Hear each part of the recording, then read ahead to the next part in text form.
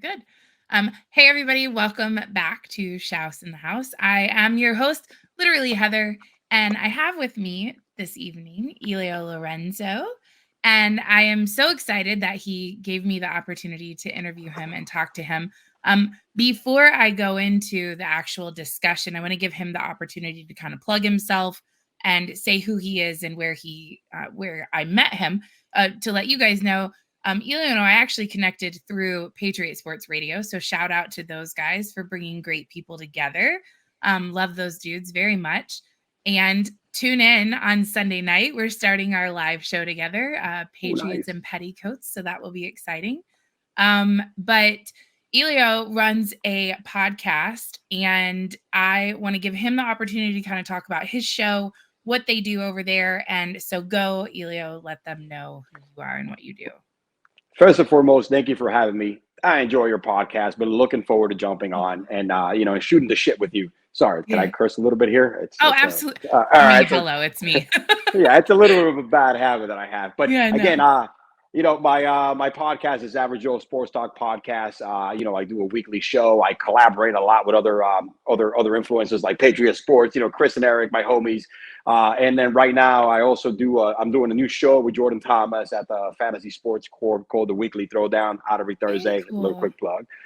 My alter ego is E-Man, because Elio, it's a little difficult to pronounce. Right. Not even my full name. So I even E-Man, say it wrong. I say Elio, and it's Elio.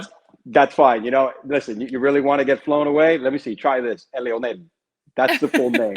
So if you want the English version, Elionel. That's I'm just gonna call you E and be done with it. High school, middle school, everybody was like, when teachers, substitute teachers on the first day of school, they couldn't pronounce the first name, and they were like, okay, Mr. Lorenzo. That's a lot easier than my first name. So I've been getting called Mr. since I was like 9 or 10.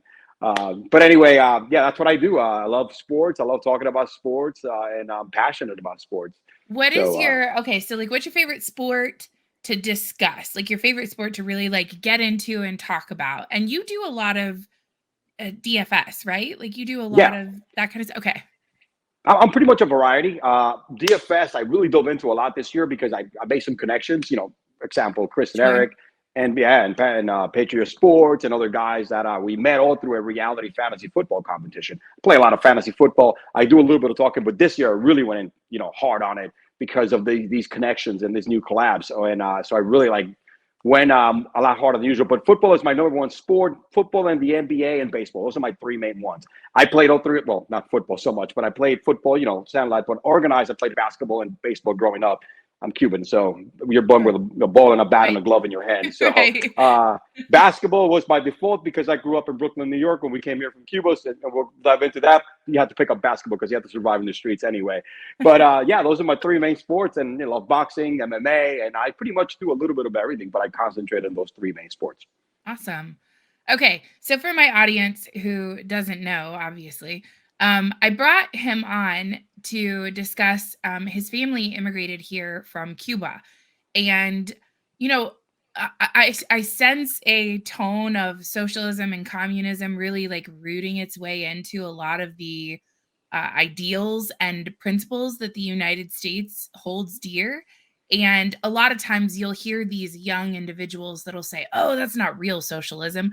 We haven't tried real socialism yet. Oh, that's not real communism. We haven't tried real communism yet. Like there's some better version of those two things that will actually be better than what it is in these other places. So I thought it would be really interesting to have Eon with us and kind of talk about his family's coming over from Cuba, what life was like there, what life is like there right now. Do you still have family there at all? I figured Absolutely. That you did. There was quite an uprising last summer in Cuba where I saw a lot of video, a lot of the things that were coming out of Cuba were fucking sad. Like some of the food situation, all of that stuff, the people that are just being rounded up and killed for, breathing essentially. So talk to me a little bit. Let's talk about your family exclusively first, and then we'll kind of move into modern times type stuff. Tell me about growing up and how your family ended up in the United States from Cuba. So it's like any other immigrant story, right? There's always a family member that starts that trail. And it all happened right after the revolution, 63, 64. It was a cousin of my father's, right? Which he's actually still alive. He's like the only remaining cousin. He's the one who started the floodgates, right? Wow, And as that's one person that awesome. comes to the United States, he actually, unlike most Cubans, he went straight to New York. So he actually did pretty well for himself. He Sure. worked his ass off in the streets. He started his own businesses. All of a sudden, he grew about 4 or 5 different businesses. Then had the income to start bringing his brother, and then his other cousin, and my dad and him grew up together. They grew up in the same farm in Cuba. They slept at each other's house. They were like brothers, right? And Right. that's kind of like my family is. So my father's side was the one who started the whole immigration thing into the United States. My dad came much, much later than he did. My dad came in 1984. He left Cuba in '84. We stayed behind because, again, it's one of those things that back in 1984, as soon as my dad touched ground in the U.S., he owed 10 grand. That's Right. how much was the going rate in 1984 for one person. Of course, he's bringing his family afterwards. Myself, my brother, and my mother stayed behind. And in the 80s, you're still kind of like, revolution's only been around, Fidel Castro's only been around Sure. for 20 something years. So you're getting watched right now by Right. the snitch in the corner of every socialism and fuck socialism. It's communism mainly. They'll have people in every streets ratting you out, watching what's going on. When somebody comes and visit, they know what's going on. They call it in Spanish chivatos, which is another word for snitch. And that's kind of why I left. So they knew that my dad left, and there was a family left behind. So you had to like watch what you say. Back in the '80s, the communication via phones is insane. You couldn't barely. I think I spoke to my dad once a month. And at that time, I was like, and I'm a little foggy because it happened a long time ago. Sure. So I was Yeah. either between 7 and 8 years old. So my dad was able to work, was working for his cousin, pay a little of his debt back, was able to kind of like, he was a truck driver by trade in Cuba. That's what he did. He drove semis and stuff like that. So he was able to, I don't know how, my dad, God bless his soul, he's no longer living, but he was a very hard worker. And he was able to go and get a CDL, barely speak any English. I don't know how he passed a written test. He knew how to drive. He could get on a truck and drive the Sure. shit out of Yeah. it. But to pass and get it, because you got to go through, I don't know how he did it, but he did it. So he got his CDL, went to the school, got everything done, saved some money, bought a truck, and said, look, the only way I'm going to make enough money to bring my family here and pay my debt off, I cannot keep working for $200 a week cash, working for somebody else. So Sure. he got it, he got some money loans from some family. Again, high interest rates is one of those things. Family love you, but they're still, you got to pay back, right? Yeah. Sure. Yeah. And he got himself a used truck. And the man, without living here and barely speaking English, drove from New York to Los Angeles to Texas, because that's the way you made the most money back then. And he was able to Right. raise enough money to pay his debt and then bring us over, which, again, 4 years later, when we leave Cuba, like he left in '84, we left like in '86 or '87 through a third country. I think we went to Ecuador. Don't tell me the details how the hell we got out, because it was all, that's why it's so expensive. You're paying people Sure. in the government. You're getting a plane You're ticket. You're getting sliding kicked out. cash in lots of hands to get different Eh, places. Yeah. exactly. It was like, I remember first time getting on a plane, we went to Argentina. Argentina, stayed there a day. First time I ever saw Christmas, because it was around December. I didn't know what fucking Sure. Christmas was, because in Cuba, there's no freedom of religion. You know what I'm saying? There's no freedom of speech. There's no freedoms at all. So first time I saw a Christmas tree, we were in Argentina because it was around Christmas time. And I asked my How? mom, what the heck is that? Why is there so many lights in that tree? And my mom was like embarrassed, because my mother, she knew what Christmas Sure. was, because she was little when, before the revolution. I Yeah. was like, oh, it's Christmas. You know what Christmas is? I'm looking at my mom, it's Christmas. And I'm like, 8 years old, right? So anyway, we get to Argentina. We're there for a day. We get flown to Ecuador about a day later. That's where we stayed for about a year and a half. And again, I think it was more of like trying to get the whole political asylums part of it, Sure. lawyer after lawyer, more money after money. My dad is not living at home. He's on He's the living in road his truck. 7 days a week, living in his truck, trying to make as much money as he can. I mean, it was insane. And like he told me when I got to this country, it was like, that's the only way I was going to get you guys out. And, it's funny because we lived in Ecuador for a year and a half in an apartment when he maintained us, because we thought we were going to be there month to month. And it turned to be about a year and a half to 2 years. Sure. Before we were able to get out, we flew, I forget what it is. I know we ended up in California somewhere. From there, we flew again to New York. I think we got to New York like it was either 88 or 87. I'm not sure. It was 88, but I was like either 9 or 10 years old at that point. And from there, just now you got the whole. I haven't seen my dad in 4 or 5 years, and it was insane. Going through LaGuardia Airport and seeing my old man, who I love to death. We always had a connection. I'm the youngest, you know what I'm saying? So it's like Yeah. there's So only you have two a of us. baby. Yeah. Yeah, so it's crazy. I mean, I talk about it, I joke out, man, because I miss my old man. and I just hugged them, and it was such like a dream come true because everybody, my family at least, we always wanted to go to America. My dad was one of those individuals that was very hard headed, and he would get in trouble in Cuba because he would say, "This is bullshit. I am leaving." You Sure, cannot yeah. say that in a bar in a communist country Yeah. because you got to get pegged. So we get here. The whole naturalization stuff is pretty much lawyer after lawyer, money after money. Cases getting dropped. We got some temporary status where they give you like a permit and temporary social security. So you kept renewing that until you finally become a resident, which took us like, my dad was already a legal resident, right? He wasn't a citizen yet because you got to have 5 years of residency with a Sure. resident alien card, a permanent resident alien card before you could apply to be a citizen. So it took us like 5 years after that, lawyer after lawyer, stuff like that. I think I became a legal resident, like a permanent legal resident, the age of like 12 or 13. And then after that, my dad became a citizen when he had the time. And but it was a lot of like, I remember being 12 years old at that point. I picked up the English language in about 6 months. Right. Reading and writing it in because we're in the United States. We're immersed. For me, it's a whole lot easier as a kid than my parents. At 30 something Sure. years old. And from there, I remember going to lawyer after lawyer, and I'm translating for my old man. Like the heavy stuff. Like my Yeah. dad, you could stop him on the street and have a conversation about a DOT 12-point check and everything about his truck. Get by a cop, get him out of the Sure. element. That's it. I'm done. And so he learned enough to make sure, like he's telling me, make sure he has enough money to put food on the table. But yeah, Right. and then after that, it's just a lot of it was a lot of hardship. I mean, we lived in a 1 bedroom apartment for many years. Me and my brother sharing a room. First apartment we got here was like in New York. You got a basement apartment. That's where we lived for like about 6 months. And he just worked his ass off because a $40,000 debt back in the '80s was really as Yeah, much as he that's was a lot. working. Yeah. That's a lot of money. Finally, he just worked his ass off so I could have the opportunity that I have today. So my brother and I'm able to provide for my kids. He is, the person I admire the most because him and my mom were like, they're two tough people, man. To leave his kids behind, come to the U.S. right because of a Yeah. dictatorship, because of all the dumbasses are one communism and socialism nowadays. I have no clue what that is, and it comes to family. And then for my mom to be alone in a Oh country where she's God. getting watched, with two kids, and my brother who's becoming a teenager, go to a complete different country, two different countries. You have no idea what's happening. I mean, and she is like one of the toughest women, all 4'11" of her. You know what I mean? She is like one of the toughest women I've ever met, heart of gold, and there are like when people ask me who are your role models, my parents. They have no Yeah. degrees.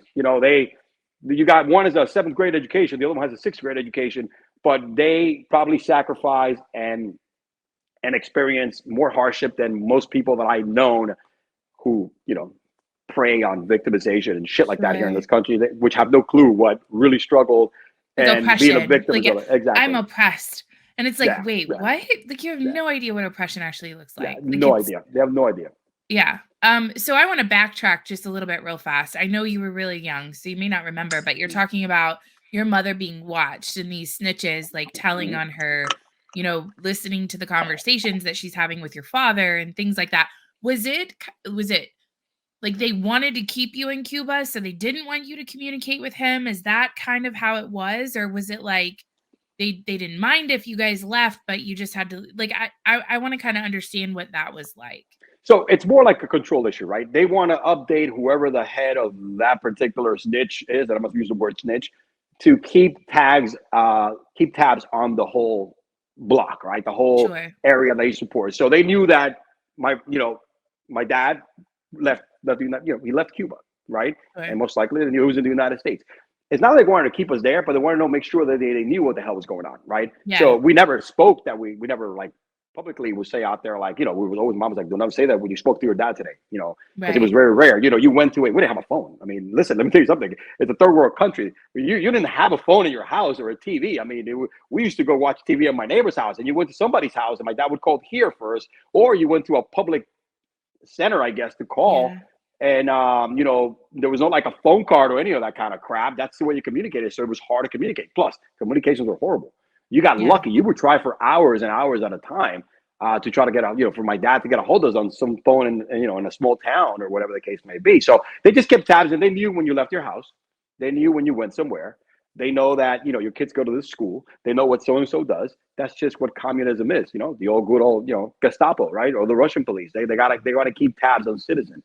That's Right. what pretty much is. And now it's probably more looser. It was in the 80s. It was still pretty stringent. Maybe a lot of people don't care anymore because they're over it.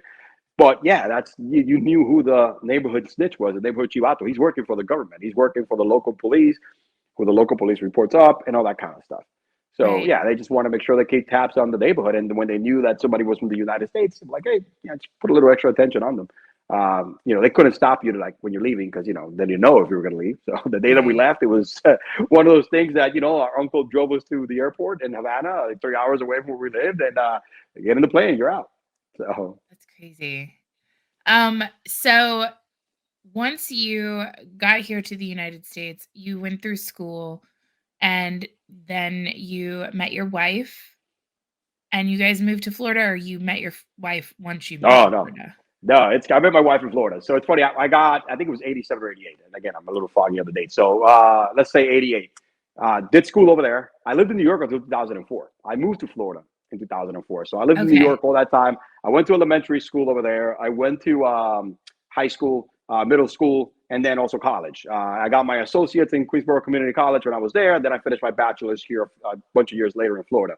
And but yeah, I moved here in '04. And when I lived in New York, it was I enjoy living in New York. I mean, it's like now I'm ashamed to say that I'm a New Yorker, but back then, life was good, man. You were from New Right, York, yeah. you had props, all right. I was like, yo, man, if I make it there, I make it anywhere. That was the motto for sure. It wasn't just a Yeah. song, right? Like the And Frank Sinatra song, yeah. yeah, hey, yeah, exactly. And and it was like I was saying, when I interviewed for jobs over here, that was the main thing. Look at my resume, man. I got an impressive resume. You're gonna hire me and pay me, right? Hey, look at I ran companies I and made it operations in to New telecom. York. Come on, baby. So that was a proud thing. Now it's yeah, no, I grew up there, but no, I live in Florida now. I've been here a lot longer than than I was in than I was in New York now. You know what I mean? So, Right. but yeah, so I moved here after having a really great life in New York. I mean, I grew up in a really tough neighborhood.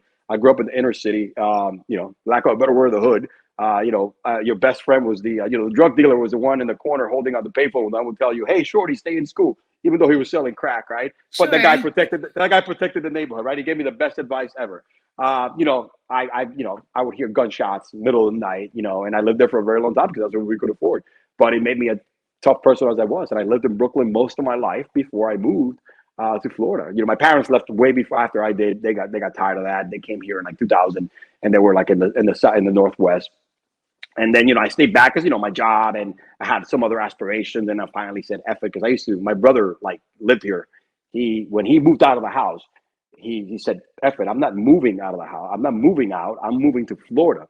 And he was Sure. like 19 years old, pack up his Celica, his TV, and everything else. And I remember me driving with him. I wasn't driving because I wasn't going to drive, but he said, "I need company. I'll pay your ticket back." And he moved down here, and everybody was like, "Shit, you're coming back in about 6 months." Never came back. And little by Wow. little, family members were like, "Shit, Elio." My brother was also Elio because he has a weird name as well. He's Elio and I'm Elio. So my brother, everybody was saying Got cousins it. and stuff like, yeah, they were like, my cousins were like, "Holy crap, he's not coming back." And people go on vacation. They're staying in this little, studio apartment. He lived close to the beach. Shit, man. Little by little, by 2009, there's nobody left in New York or Jersey. Everybody's like Right. here. And yeah, then I moved over here and party my ass off in South Beach and Coconut Grove, and got into some trouble. Nothing bad, but when you party, you drink a lot. You Yeah. feel invincible. And met my wife right before I turned 30, when I was like 29, and because I needed to like slow down. And I asked my cousin who I grew up with. She was married and had 2 kids, and I'm like, "Hey, Ellen." I think she was a teacher. She's a teacher. I think she'd hook me up, with somebody like a good girl, man. I need to slow down, man. I'm coming off of a freaking DUI, man. This is bad. It's like I'm not doing great here, man. I mean, professionally, I'm doing great. Personally, I'm partying way too hard, man. This is like, Yeah. it's Yeah. not gonna Things end are up a little well. struggle. Yeah. So she introduced me to my wife, and it's funny because her and I are the complete opposite, right? Complete personalities. She's not Hispanic, first of all, and I'm a very Latino kind of guy, right? My wife, Right. she's like, she goes, "I got this great girl, but she's a really good girl." All right, she was like, "She's a really good girl. I know she's your speed." She shows me a picture. I'm like, "Yo, she's really, she's cute, man. She's pretty." I was like, "Oh, "Set me up, man. Let's go on a Yeah, date." yeah. So we go on a date, and the rest is history. It's funny because she told me, I was like, not in my wildest dream. My wife is here. I'm full blooded Cuban, and even though I'm very Americanized because I've been here most of my life, but Right. I'm like full blooded Cuban, and here is a good old fashioned traits to the Mayflower's background, Polish, Irish, Scottish freaking background. Traits She's of like, the Mayflower. to I the May, love it. so it's, so we are like, boom, opposites attract. We're clashing. It's like culture shock for my wife when she comes and meets my family. I go meet her family and like, no, we're having a party. It's like 5 people, but we're having a party in my uncle's house. There's 60, so it's like, it's like a complete blow up. And, the rest is history. We have 2 beautiful kids. We've had a really strong marriage, struggles like anybody else, right?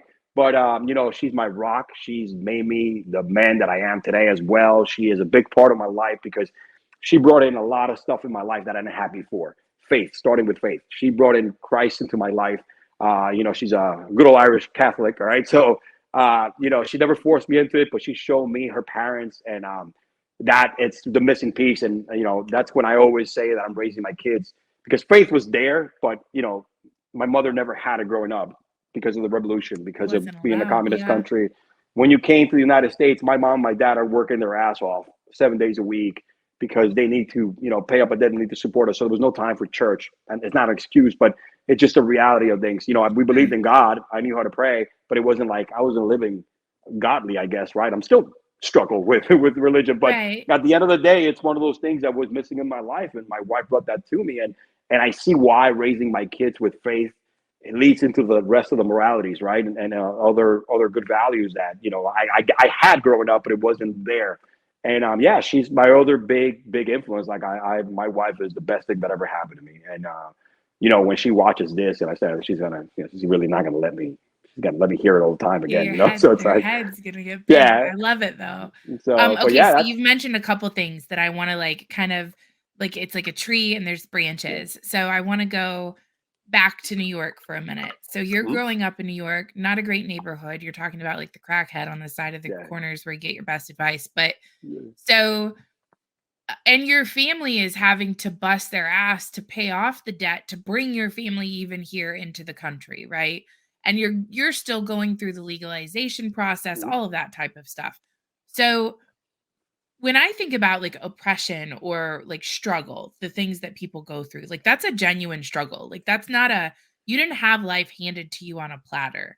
You grew up in a poor part of town in New York, a rough part of town. Maybe not poor is not the right word, but Yeah, it was poor and rough. It was both. Don't worry about it. It was yeah. both. Yeah. And so you look at your life now, and that was all your effort and your family's effort and just true grit and work ethic. And that's something I associate with many Cuban people in general. Like they're very hardworking, dedicated to family people. And so what do you think about or how do you feel about people who are like silver spoon in their fucking mouth from the day that they're born and then say that they're oppressed, but it's really because they don't want to take personal accountability. They don't want to work hard. They want it to be given to them. Like how do you feel like you can like make your story something that where people can look at and be like, okay, maybe my life really isn't that fucking bad. Like maybe I should be a little more self-aware of what I've got going on. That's the main issue, right? Even though we lived in a really rough neighborhood, we were not, probably lower middle class, you know what I mean? But there was always food on the table, which lacked in Cuba. I had shoes. I had the bare, the stuff. I was able to dress myself. I even got a job at the age of 12, just help the local businesses, right? We have corner stores and I will help unload trucks for 5, $10, right? I was able to, do like my uncle, who was not my uncle, my dad's cousin, who had, I called him my uncle, but he has a lot of different business, like a beer distributor, a meat market. I would help and do this kind of stuff, and I would get cash for like helping with odd jobs and stuff like that. And it would lead up Okay. to like, after school, 20, $30 a week. In the summertime, that's what I did, but I was able to start at a very young age. I started making my own money because I wanted certain things, right? And at that time, you're a dumbass kid. You want a pair of Nikes, right? And I Right. remember when I asked my dad for the first time, I got, Dad, can I get, back then I think it was a pair of Reeboks. And I said, can I get $40 for a pair of Reeboks? He looks at me. Yes, $40 for a pair of Reeboks. Oh my You don't like god, this, I would have you don't like, loved to have been there to yeah. see your dad's He face. goes, you don't like what you're wearing now? And I remember Payless was a store that we would buy all our shoes because it was all, I don't know if Payless is still around, but I haven't seen one. Same, same. That was one of As we my buy our, first jobs. oh man, and you buy a pair of sneakers back then for $10, Yep. I was like, no, Dad, but nobody's rocking this. I was like, you know what? You want $40 for your shoes? You want more than that? Go get a job. I'm Go like get 10, yeah. 11 years old. Go get a job. Look, go downstairs and go to the dude in the bodega in the corner. Tell him to give you a job and he'll give you some money. That's how we're gonna do that. But you're not getting anything above than what you have. Right. And that day I was like, okay, I'll get a job. And then he goes to me and make sure your grades don't drop. Because as soon as your grades drop, not only you're not working anymore, but everything that you bought with your money, I'm going to take it away because I'm going to hold you accountable for that. His Yep. main thing was like, make something of yourself. He goes, I didn't risk your life. I didn't risk my life because he did. It was a risk leaving Sure. Cuba and getting caught and sent back and end up in jail for you to be somebody that expects a handout, right? It's for you to like, Sure. you see how much I work. You don't see me. You see me get up at 3 o'clock in the morning and I'm not back until like 5, right? That's my dad would tell me. And it was true. And I was like, I didn't get you out of Cuba so you could feel like everything you're entitled to stuff. You need to work. You Yeah. need to work. And the best way you're going to make it in life, he was like, you stay in school. Again, this is a man that had a 7th grade education. Sure. And that was his main deal. But the fact that the tough love, just putting me out there, I was able to, start making money on my own. And since then, I never asked him for a pair of shoes, I started buying my own clothes, my own sneakers and everything else at the age of 12, which it was a great relief at the same time for my mom and dad. My brother the same way. So it was one of those things that, hey, I would get home, from 6th grade to 7th grade at 3 o'clock in the afternoon. I would do a couple of things, earn 5, 10, 15 bucks out in jobs, helping the guy in the corner. But everybody knew, hey, Willis, we have a shipment coming in of like food and stuff like that. They should help unload the trailer and pack up the freezers, right? That kind of stuff. Here's 5 bucks. So I would do that and earn $25, $30 a week, be home by 5, 5:30, and then do my homework. And then Right. bring my report card with all A's. And because I knew once you start making money, you're like, holy crap, man, as little as it is, like it's my, think about Hey, it, just quit school. dude, $100, yeah, $100 a month. I'm like, yo, I'm going out there and buying like, especially in Brooklyn, man, you get a lot, you get a lot of things off the truck. So, you're getting name brand stuff for a lot cheaper than the store. Oh, So, that's I great. hope I don't get you arrested. No, I'm kidding. But anyway, so that's when I first started learning the value of earning a buck. So, but again, like you said, I had more than I could ever anticipate I was having at that time being poor because I Sure. didn't have jack, right? I had number one, the freedom, right? The stuff that you saw on TV, right? I had a radio, whatever, as minimal as it was. I remember me saving and buying my first video game system, my Sega Master System. I had one of those because I saved up for it a whole summer by doing those kind of jobs, right? I think it was like $200 or something like that. Right. And having that stuff where I would never even dream of having as a kid. Back then, I was grateful. So even though we lived in a bad area, we did not have, there was one car in the household, right? Which it was in old stuff. We drove to Miami for our vacations, 24 hours because we couldn't afford to fly 4 people, right? But it was the things that you were like, wow, this is we were happy. It was Yeah. better, like my dad would say, we're better, than anywhere else in the world. You'd rather be poor in the United States than be poor anywhere in the world because you have at least you're never gonna starve. We were Sure. starving in Cuba. All right. You Yeah. could not get food. All right. So it's like that's why, yeah, it was a struggle, but it was a happy struggle. It wasn't because we were better off than we were before. And that's the problem with today's youth. They don't Yeah. know any different. They don't know what it is to have nothing, right? Or being taken away. That's the reason why I work so hard, right? It's the reason why, my own personal job, my own personal career. I was always the guy, it's funny because I went to college, got an associate's. I hated school. So I said, you know what? I'm going to work. I ended up, the job I was working for gave me a big promotion and I was like a $15,000 to $20,000 raise. I said, oh, yes, I'm in management now. And I was like, I'm going to go back later, like anybody Yeah. else. And, but, I stayed in a certain level where, I was making good money. I was making the money that none of my friends going out of college were making at that point, Right. and then I was making more, and I maintained like that for like 15 years in corporate America. But I finally reached a ceiling. And then I remember I got my bachelor's 3 years ago. I went back to Sure. school 3 years ago, which is like 17 years later. And because I wanted, I work for the, for the government side of it now, and I needed to like get to the next level. And, I'm kind of want to make way more than what I'm making now because it's coming up. So I said, you know what, I need a bachelor's because it's like we checked that box, not because of the experience or my background. So I went and did that while, you know, raising a family, sole income because my wife is a stay-at-home wife. We need her for my daughter. She's special needs. And so she is valuable at home. And I did all that. And again, it just goes back to the stuff that I'm like, I need to do what I need to do as a sole provider because guess what? I go back to my dad's work ethic, right? So Right. every time I do something new and I dive into, I always give it my all. It's the reason why I was able to get promoted over everybody else that had academically or, a master's or whatever the fuck it was, over because my work ethic spoke for itself. I guess, Sure. maybe my personality might have to do a little bit too, but it was mainly, You do have a mainly pretty my, good personality. but mainly my work ethic. And I'm a loyal individual. I'm not I'm not going to backstab anybody. I go up the ladder by what I could show you. This is my Sure. character. This is who I am. This is the job I'm going to output. This is I am going to be loyal to the company. I'm going to be loyal to my boss as long as everything goes the right way. And I'm going to work my ass off to make you look good, because at the end of the day, it's going to end up benefiting me, because that's what's going to get me up. And that's the way I thought about everything, because I always had to come from the bottom, work my way up to the top, because again, I started with nothing. Sure. And things would be a whole lot different if I was still in Cuba. Trust me. So I'm grateful. So talk to me about, you know, um, okay. Gave you a So lot of we've bullets there. moved, do what? I gave you a lot of bullets there. Sorry, I'm a fast No, talker. no, no, no. It was great. But you just kind of breathed on the America concept, and I want to kind of Yeah. move into that a little bit. Um, like you obviously have your cultural identity of being a Cuban. Like that's something you can't just like brush off and be like, "Oh, Yeah. I came to America. I'm not a Cuban anymore." You're that's ingrained in your body. But you're also an American. Like, and I think that one thing we have gotten so far away from is it's all about individual identity type situations. Like I'm brown haired and that makes me special, or you know what I mean, or I'm gay, or I'm black, or I'm Cuban, or I'm it's what your identity is, your definition of who you are. And America is this huge melting pot. You can be all of those things, but Mhm. we are all still American.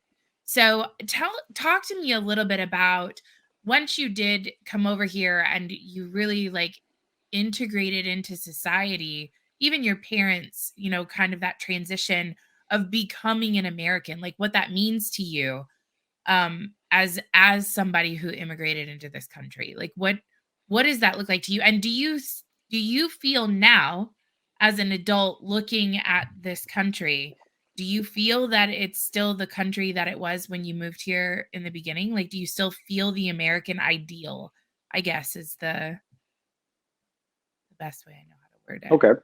Well, first and foremost, every single person in my family, immediate family, is an American citizen. That was my dad's goal. My dad did it first, because he was the one longest here. Sure. Then my brother and I, because he became an American citizen after we were both 18, so we didn't fall under him. So after because your permanent resident alien card says like 10 years before it expires. So when it was about to expire, I was like, hey man, I'm going to become an American citizen. I had the time already and stuff like that. So my mother became an American citizen. She was the last one, but she's also an American citizen. So for us, the goal of being an American citizen was the it, because my dad never said, I love Cuba. We will travel back because we have family. Not me per se. I've been there like once. But my father was able to go back. He had his dad there and stuff like that. But he had a couple of cousins. He had a brother who then we brought over to the United States. My mother still has like three of her, like, one, two, three of her sisters over there, right? Wow. And my grandmother just passed away last October. She was 94, you know what I mean? So my mother that's how I keep my connection with what's going on in the country, because of my mom. Sure. But number one goal was always to become an American citizen, because we knew that if you became a citizen, your opportunities to, number one, earn more and secure your status in this country was a lot better than a resident, than just being a regular legal resident, which is nothing wrong with that Sure. either. You could still get a job, do the same thing, so, but first and foremost, I don't identify with identity politics, right? I'm Cuban because I was born in Cuba, right? I'm Yeah. proud of my heritage. Shit, I love the food, right? It's like I'm loud, man. We're obnoxious. A group of us, we're not arguing, we're talking, but we sound like we're arguing, right? But at the end of the day, this is the country I'm gonna die. This is the country my kids are gonna die, and their kids are gonna die. And it's not like I'm going back and like retired in Cuba, right? It's not. Right. That's never the goal. Every Cuban that comes here, there's a few that you still have, like anybody, like any group, right? You still got the dumbasses and the ones that talk shit about the hypocrites, just like our Democratic Party. Um, but I identify as an American. I am an American citizen. I have a blue passport just like anybody else. I wasn't Right. born here, but I'm going to die here. So yes, I'm a Right. Cuban American, not by birth, but I am a Cuban American. But guess what? I pay a lot more fucking taxes than many people here. I've been Yeah. contributing to the economy for a very long time. All right, I do a lot of things, and I love this country because the reason why I am what I am today. I'm not rich at all. I think I live a decent middle class American family, white picket fences, decent house, kids college paid for. I'm able to have my wife stay home and educate my kids because it's important. She's a former teacher, and the value she brings and keep these freaking schools on check nowadays. Yeah. It's worth any other extra income I could get. So I am doing what people before my generation in this country were doing, which is traditional nuclear family. All right, which is, dude, nothing wrong with the women staying at home, right? She is more important. She's more important than myself. You know why? Because she's raising my son and my daughter to be leaders in this world, to be productive people in this world. And people forget about that. Her job is 3 times tougher than me because I'm a shitty, I won't be able to deal with that. You know what I mean? And, and that's when people forget that. Who do you think raised these presidents? Who do you think raised these billionaires? Mom. All right. Right. Mom is that person. When you put down that role, when women say, I don't want to have kids, oh, because, I want to focus on my career only. There's nothing wrong with a career woman. I'm not bashing that either, right? But when you dismiss that role, which is the most important role in this world, then those are the idiots that you'll be like, you know what, maybe you shouldn't have kids and move to Yeah. Russia. But yeah, Yeah. but I do. Politics, identity politics. I'm Cuban. I'm proud. I'm Cuban, but I'm a Cuban American. I bleed red just like you. I bleed red just like an African American. I read red just like anybody else. As a Christian, you're thought to love everybody the same way, right? And not you bash somebody because of the way they look or the way that they are Sure. or the ethnicity they are. So at the end of the day, there's bad people in this country like anybody else. But yeah, and to your point, this country is shifting to what it was 20 years ago, even in the 90s, right? Yeah. Which, to your point, when I see Bernie Sanders, Alejandra Ocasio-Cortez, I can't stand that woman. Omar Iman, whatever her name is, Hakeem Ilhan Jeffries. Omar. Yeah, exactly. Well, I call her Omar, whatever. I'm gonna get you canceled today, most likely. But anyway, Are you kidding me? Nothing you have said is any worse than what I've already said. So it's like when they use the term, ready? Democratic socialism. You know how bad I want to go to one of those rallies and get arrested, right? Because I would Yeah. swing at one of them because they have no clue what is to go through socialism. Socialism doesn't work. All right. Well, It like, doesn't let's be work. careful though here, real fast. Let's remember that Ilhan Omar's father was part of the communist regime Mm-hmm. in Somalia, where she ended up getting banished to Mogadishu with her family because they were about to be killed. So Mm-hmm. let's be real careful about saying Yeah. she's got experience with it. She was just in the position of power where she is now, and hoping that she can make her dad proud. Let me turn this into a communist country Oh, from the oh inside out. man. What's funny is that these people are a bunch of hypocrites. They are socialists in a convenient manner. Sure. Perfect example, right? AOC, right?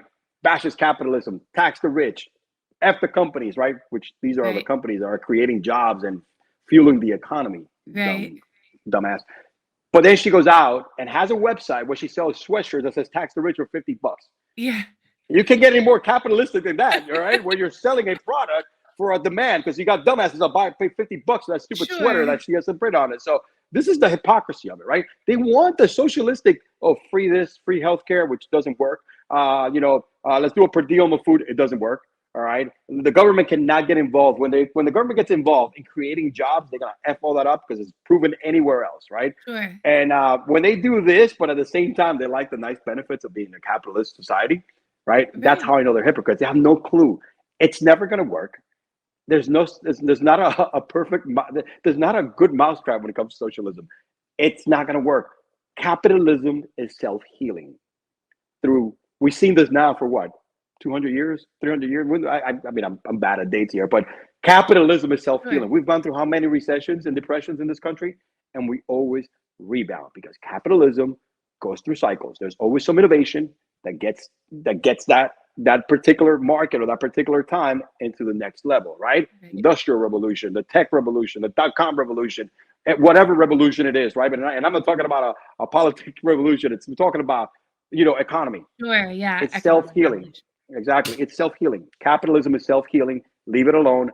It's been working forever. It's made this country and the top country in the world where everybody comes here because trust me, if this was this bad, if this country was this bad, like the people say, we would not have hundreds of thousands of immigrants coming from Trying to south. come in. Yeah. Exactly. Or I don't see boats fly, selling their assets to China. All right, where No. right now they're the biggest economic leader because you know who's benefiting from all that economy, the strong economy, the government. Right. That's the only entity that benefits from socialism or communism. It's the government. They control everything. They're the richest individuals. You got the elites and everybody else down. Forget about Yep. the middle class. Forget about the poor class because one thing that is true about communism and socialism, everybody has equality. Yeah, you have equal shit. Yeah, right. You have nothing. All right. So so um, that's exactly what that is.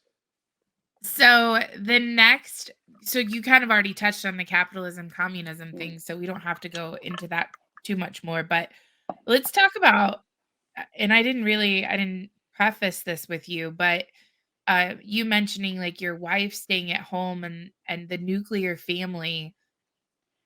So I think that that's something that's so it's almost like degrading, right? Like the idea of birthing children. Now you're a birthing person. You're not even Yeah, a brother. mom. Yeah, Or you're, and this idea of the woman staying at home and keeping a home and cooking dinner and raising her kids and educating her kids. That is like a you're too stupid to do that. You can't do that. That's you're too dumb to teach your kids. And then it's like, okay, well, we're the smartest people in the world. We're women, hear me roar, but we're too dumb to raise our kids. Like, is that, can you be both of those things? Or is only one of those probably true? And anyway, I'm sorry, I digress.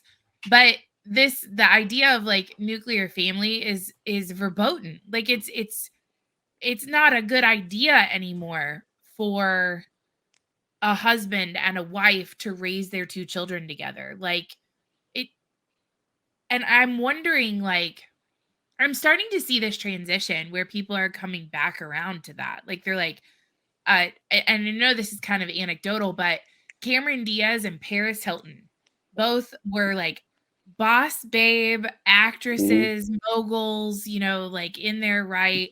hmm And they both just had children. And they're like, "We're quitting our jobs, like, this is being a mom is the greatest thing that's ever happened to me, I'm complete now." Like, both of these women are like, "That is what made it for me." And then you've got these white suburban fucking idiots going out and like, "I've killed 12 babies this in my lifetime," or whatever, like, they're proud to have yeah. abortions, and so you're starting to see this massive divide with, like, a group of people. So where do you see that going? Like how do we right that ship to where life has more value for people? What do you think has created the disintegration of the value of human life? And the nuclear family. Like what do you think has caused that or created that? And then how do we get back to, the ideals that you are practicing right now with your wife and your kids? I think Hollywood has been a big part of this shit. By flushing this down the toilets. I mean, you can even watch Disney Plus anymore, right? And have stuff that I have to explain to my kids, which I even block some of the shows because I don't want to deal with it. They're too young. I got a 10 and a 5-year-old. I think I want to ask them why two girls are kissing. And I'm not homophobic. I support the LGBT community. I got cousins that are in the community and they're great people. I love them all. I mean, I am the kind of individual who is, you know, may not love the sin, but I love the sinner. You know what I mean? Sure. So, Yep. therefore, I'm not the one that's going to judge him. We're all going to have our day in front of the great gates, and we're going to get judged by judge and executioner. So that's not my job, right? I love individuals, people by who they are. people by the by their character, by the content. That's why I love individual. I don't care who you are, what your sexual orientation is, what do you look like. Do you're good to me, I'm good to you. That's all I care, right? That's why I'm raising my kids to do that, right? But because Right. Hollywood has made this thing into be accepted as it's become a fashion and a culture. That's what it is. And it's like, and if you're not, you're frowned upon. There's nothing wrong with not being that, right? It's just the Right. way you are.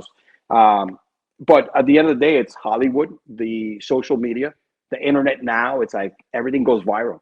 So it's more ingested and given to kids a lot more easier. So it's just a spread of information.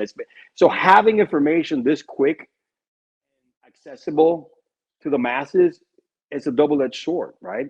You have Right. issues like this, and then you got the stuff that helps you in life, right? Like you can't live without Amazon, you know what I mean? But that's the problem, and it's become more and more common. People are saying this whole woke generation is like, because if you're not into it, then you're against it, or you are individual that's going to get called a racist or a homophobe. So Right.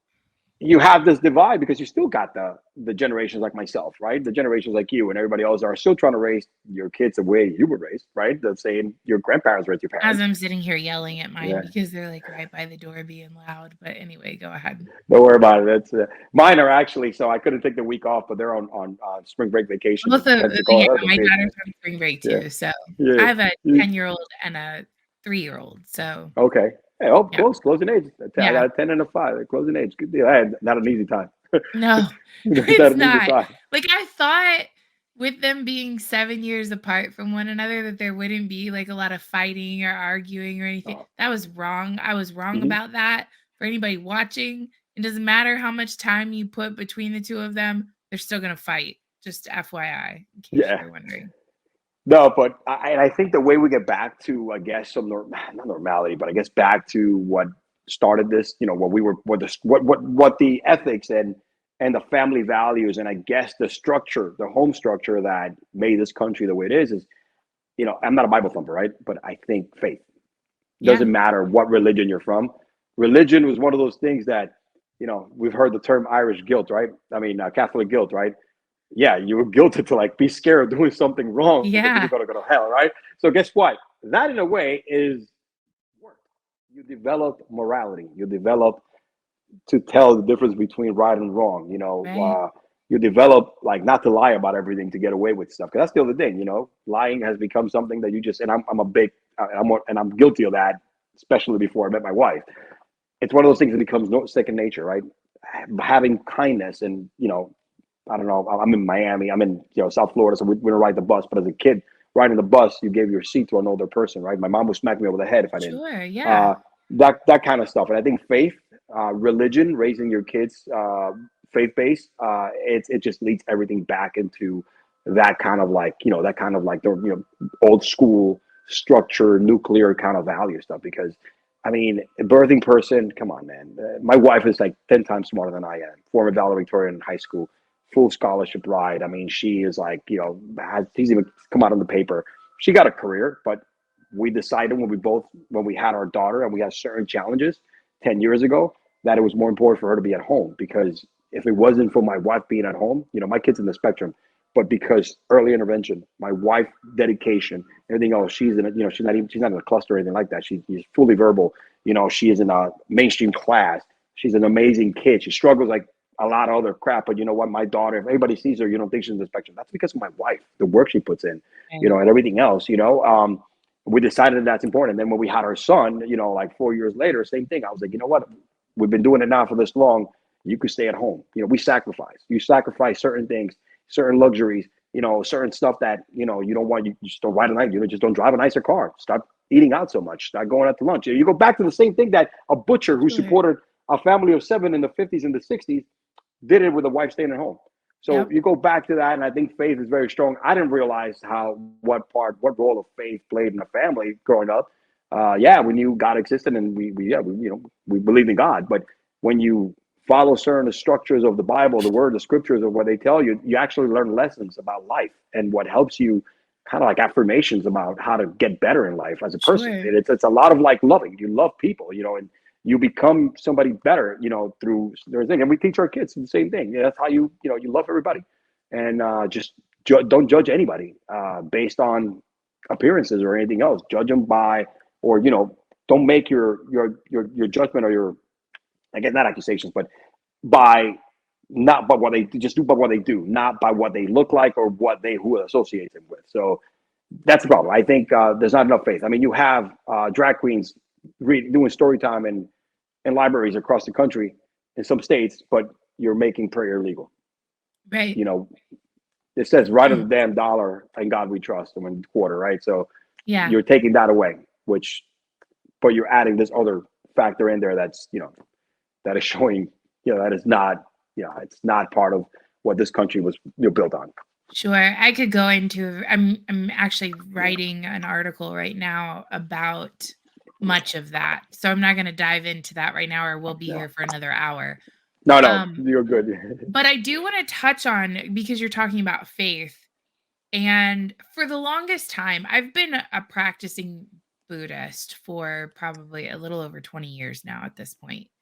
And and I, as I've grown older, like, the tenets of all religions really basically are the same thing. Like, Mhm. it all boils down to, like, basically, like, the golden rule: do unto others as you would want Mhm. them to do unto you. Like, it's very simple. You go through life, you be kind to other people, you give of yourself, and you will eventually get in return what you put out into the world. Like, Mhm. that's really what it boils down to for everything. Um, but religion and faith, being a Christian man, just that in society is like, you're the bottom rung of the Mhm. ladder at this point. You are the stepping stone for every dirty shoe in the country. And then you get to, like, the family, and then you're disgusting too. Like, the church going family who's just doing the best to raise good humans, you're bad. Like, you're a bad person in society. And it's just like, how did that flip? Like, how did that become, like, that's the bad person? The person who's, like, trying to raise good humans and just be good people? Like, it makes no sense to me. It drives me insane. And I sit here and I constantly think about it, and it's like, what more do you want? Like, what more do you expect from people? Do you want them to go around beating people on buses and shooting them? And, like, is that what you want society to be, is a bunch of people like that? Or just wholesome people who are like, I'm not religious. I've, not that you really care about this, but I'm going to tell you, I've been going, like, really struggling from a faith perspective, because I lost my faith a very long time ago. And it's like, you constantly feel a little bit of a pull. If you had any kind of upbringing in a church or anything Mhm. like that, it's like, I can go to church and I can sit in the pew, and I have so many questions and not enough answers. And I am incapable, I don't want to say incapable, but I have a very, very hard time. I struggle with blind faith. Like, it's very difficult for me.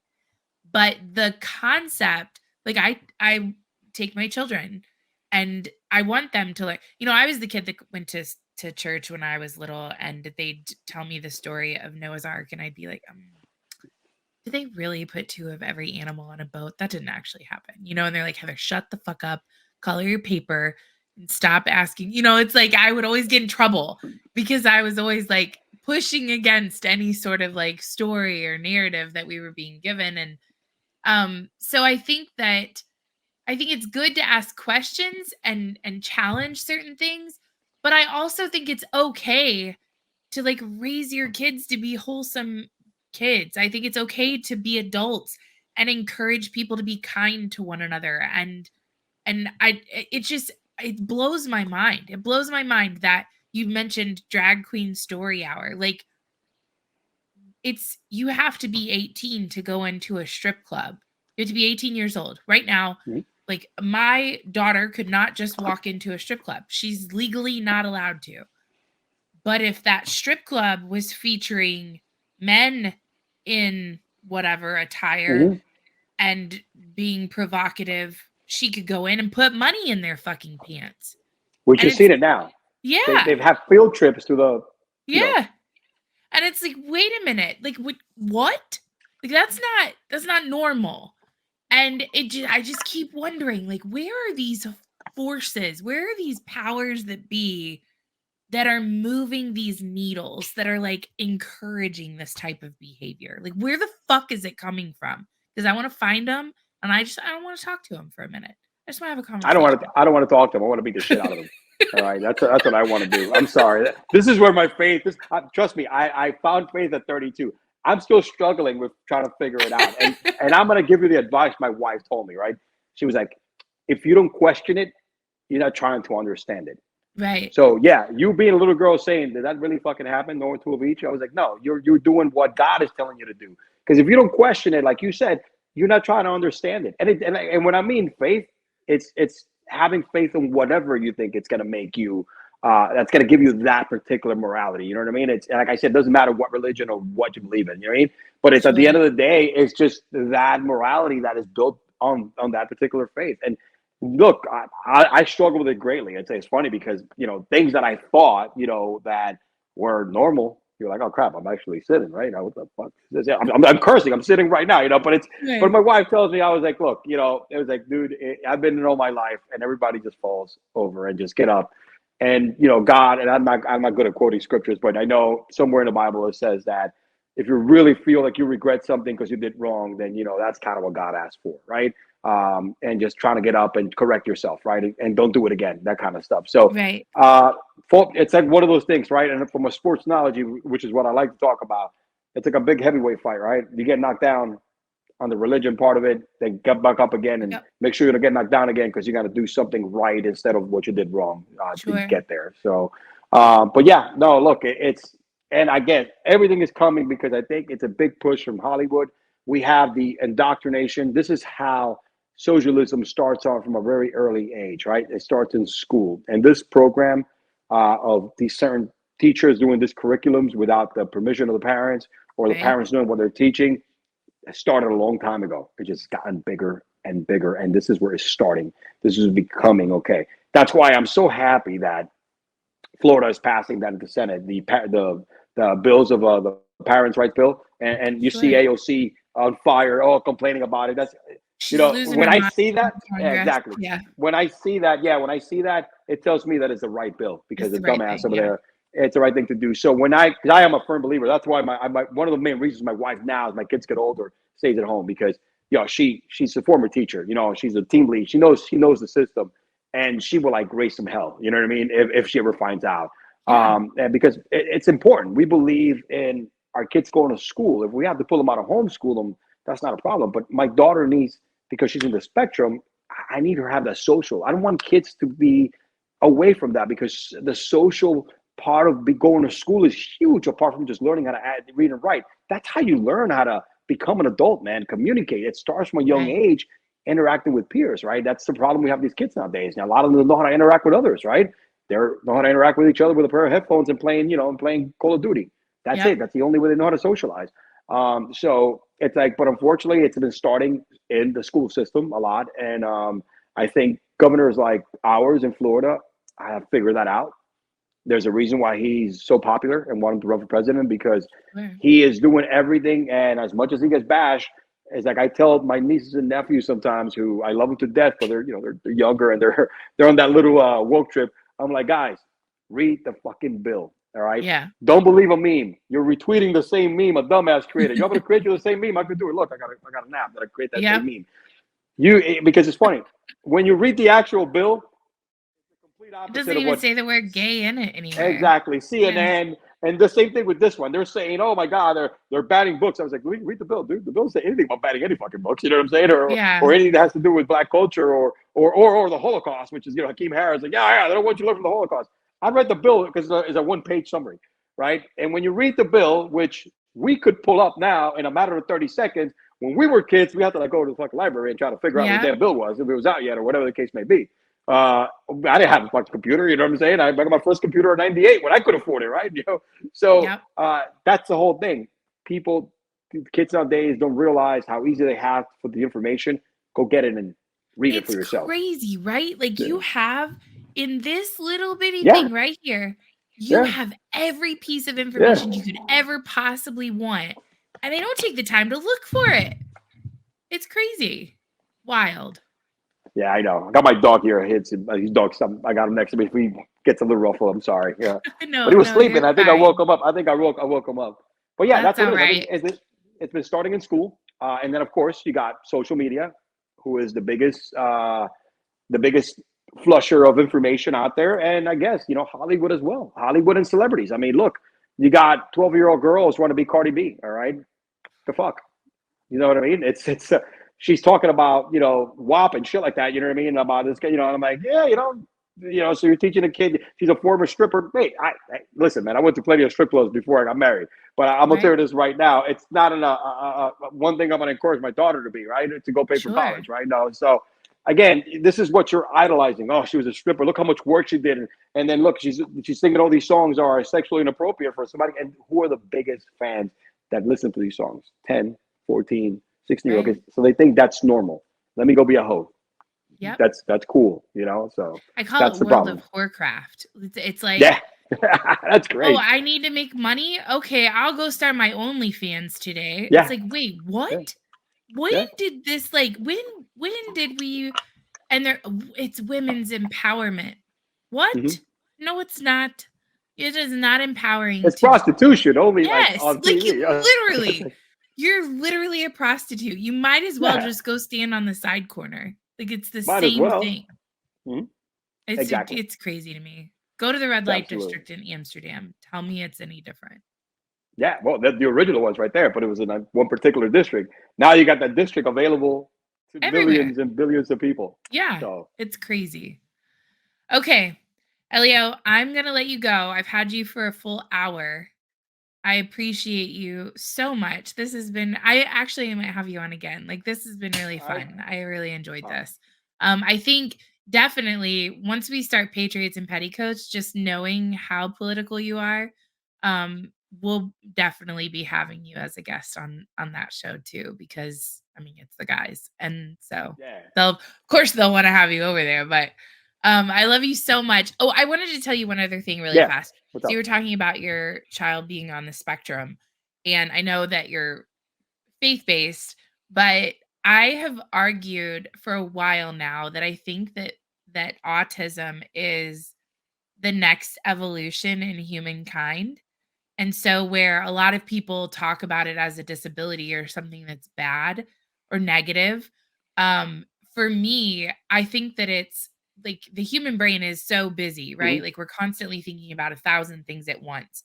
And where I see that it's like a streamlined version, right? Like they're able to very easily get from point A to point B and they can filter away a lot of the things that most of us get caught up in. It's like they're like next level. They're that much better than us at computing and processing and getting to the other side of things. So I just wanted to let you know that I think that that's an absolute blessing and a very cool thing that you guys have the next level of human. So um anyway, anybody who Thank you. wants to follow you, what is your handle and where's the best place for them to come hang out with you? Quickest way, Joe's_talk on Twitter. That's pretty much the only social media I have based related on the podcast. But when you go to Joe's_talk on Twitter, go to the bio, hit my link tree. There's a link there, and you could find all the platforms where our podcast is available. I'm all over the freaking place, man. So both video and audio. Hit me up, follow me. You're not gonna be disappointed. You won't be. He's absolutely amazing, you guys. I love him to death. Thank I'm Yeah, so and you are the best. I'm telling you, I love the fact that you're fighting the good fight. And it's funny because I didn't grow up being political. This is just me defending my right. It's one of those things that I'm like, shit, the world's going to shit, right? I'm trying to make sure that this country is not the country that I escape because I tell people I'm not as tough as my dad to go somewhere else and try to learn a new language yeah. because I need to protect my family. No, I want to make sure that we stay here and defend this country and get it to the way, keep it the same way that it is. Yeah. So that's yeah, it's not so much political, but it's just I am, you know, I, Well, it's I go where protectionism. Like, you have exactly, children, exactly. you have a Yep, future here, and you yep. wanna preserve it, and Absolutely. I think it's gonna be interesting because we need more voices like yours. We need more voices like mine. We need more voices like your wife's. And maybe I'll have her on here to talk about the education system and the decision to stay home and be a homemaker and raise your kids and teach them. So maybe that would be a good episode that we'll talk about in the future. If she's Thank you. willing to come on. I don't want to make her feel pressured or anything. But okay. Elio, thank you. Thank you. Love you. You take care. Have a wonderful night. You too. Stay safe, all right? Peace.